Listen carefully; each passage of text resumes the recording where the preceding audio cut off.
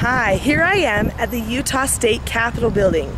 You may recognize this building from our BBC show that we did. We took all of the teens and the BBC crew here to a gala, and it's a really fancy place inside. But this is also the place where legislation for the state of Utah is made.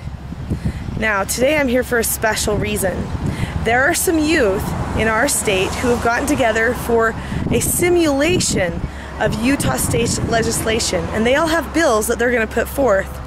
Well, some of these youth think a really great bill would be to get rid of all people who teach parenting skills to parents, such as me, who teaches teaching self-government to families.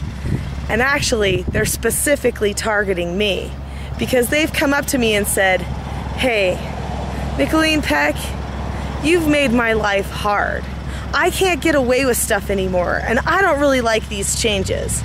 So I want to make a change by changing the law, and they want to disband me. So I'm going to go in there today, and I'm going to see if I can change their minds about self-government."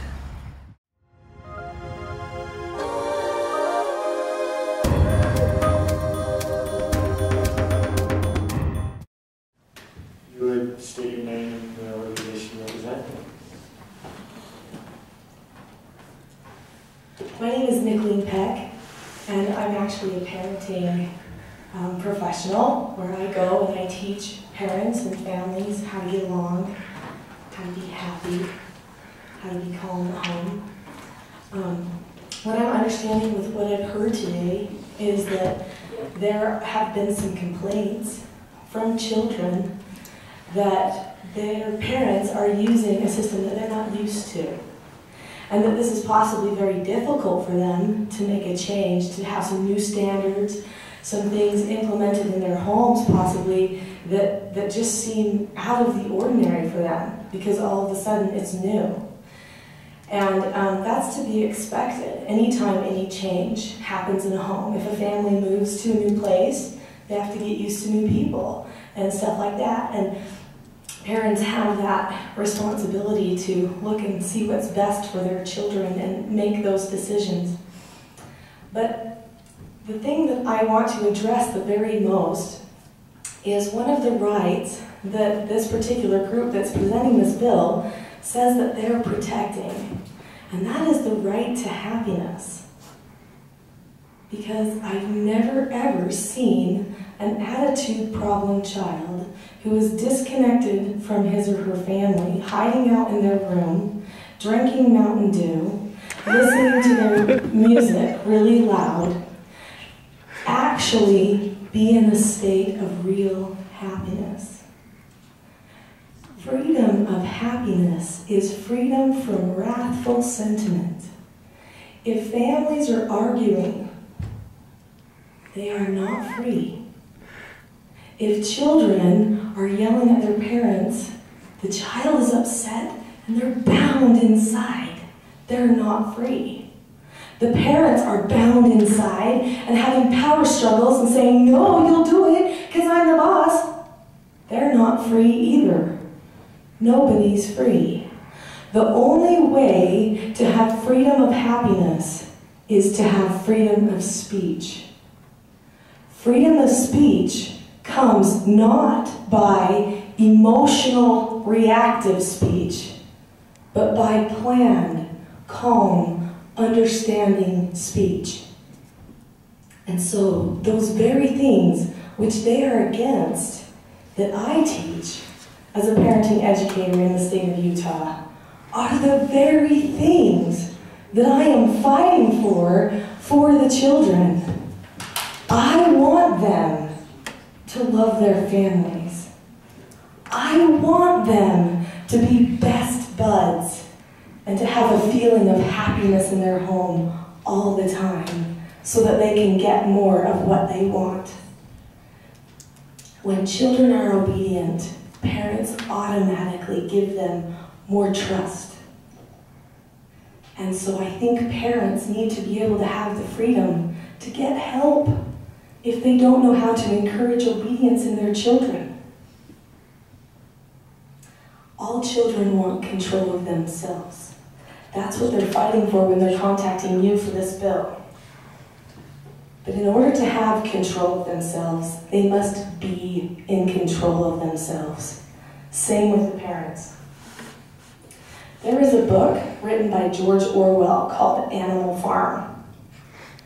Animal Farm is when the animals decided they didn't like that the farmer had all the control. So they kicked the farmer out and they burnt all the farming tools. And they decided they were going to start over on their own and have everything they wanted. And guess what happened? Chaos. And they couldn't grow food because they burnt the tools. And what I give to parents is tools. So I suggest that all of you on this legislation really think and consider, is this bill in the best interest really of the children? Because the children, if they are not obedient, do not get parental support.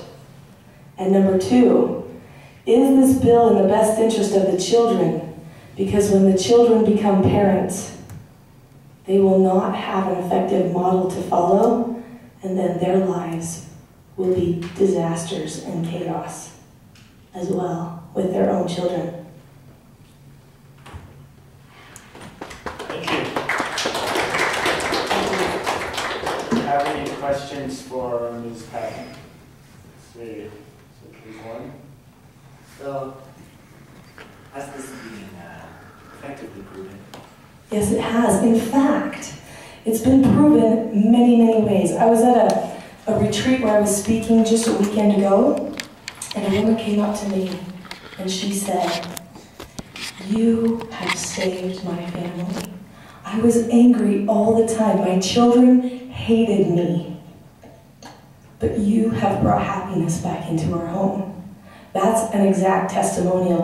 Also, I've spoken at other events, forums and things, and I've had youth come up to me and say, "You have ruined my life. I can't get away with anything anymore." And then I'd say to them, "Oh, but how do you get along with your parents?" And they'll say, "But that's better. I can't get away with the bad stuff, but we get along much better." And then they turn around and say, "Thanks." I believe. Yeah. Some, not myself, but some other representatives here have also had a system similarly implemented, and they spoke quite negatively about them. Objection to the consideration And question. that actually is to be expected. Because like I said, whenever you make a transition to anything, it's hard. It's like a bumpy road. You know, you're going down this bumpy road as a family, but the better you get at it and the more everyone respects the family, instead of just thinking of themselves, the more the road becomes smooth. And it's a nice drive together as a family. But the thing that we might want to consider with some of the legislators who brought this bill forward, who had struggles, is how long have they been doing it? Because every time you make a change, it could take a matter of months, you know, or even a year or so, for it to feel like, wow, this is all smooth and we all respect and love each other. Okay. Edwards. Remember my name. All right. Okay, I have several questions. The first one is, you mentioned not locking yourself in your room for reasons of being mad at your family. Is that acceptable if you're having a hard time because of something else outside of the home? Okay, so you're getting to the particulars of some of the things I teach. I'm so glad that you're doing that because I've heard a few misrepresentations of the things that I actually promote. You're probably talking about the open door policy, is that correct? Yes. Okay. The open door policy is something that I've learned from experience. I used to be a foster parent for many years, and most of the children that came to my home had been abused. sexually, emotionally, physically, verbally, many of them sexually, which led to a lot of their problems. And most of all those sexual interactions happened because a door was closed at one point, whether with a friend over, or at a friend's house, or with a brother or sister. And it was not even a matter of very much time when you look at the records of this person where their whole life was altered. So the principle behind the open door policy is to keep children safe from being in a situation where abuse could occur from anyone in the home or possibly visitors to the home. Or even when my children go to another home, they say, can we please keep the door open if we're going to play in here because our family has an open door policy. And this is to keep my children safe. And so they feel safer with the door open. If somebody is ranting and raving and they're upset and they go into their room and slam the door, somehow I bet the slamming of the door is a minor issue because they've probably already chosen to disconnect from their families, to take away their own freedom of happiness, and to probably lose all of their privileges anyway. So I would say that that's probably, if somebody feels like they need the door shut to go get mad at their family, that person doesn't have any freedom of happiness. They need to be in more control of themselves. All right, thank you. Okay. Representative Peck.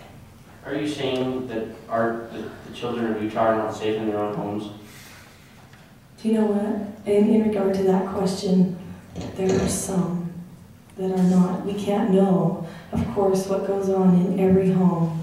I wish I could vouch for every single family in the state of Utah, but because they all come from different backgrounds and different circumstances, and maybe some of them have been on the internet seeing pornography, and who knows what ideas they have in their head, we can't really know. We can't vouch for every single person. This is one of the reasons I'm very concerned about having a committee of people appointed to decide how parenting should happen, because they are not subject to personal revelation for all the families of Utah, and they probably don't have all of the facts of the parenting for professionals, and so then their decisions could be very biased and uneducated.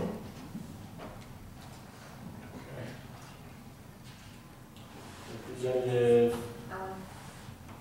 I just want to say, I really like what you've been saying because, you know, I think my mom she went to one of those meetings, and it was somebody who had the exact same ideas, and she came back and she was so happy, and she put in all the ideas, and we were really happy, and we were getting along a lot better. And so I agree with you that this bill might restrict the freedom of happiness in a family. Thank you. So I just want to say that. Thank you.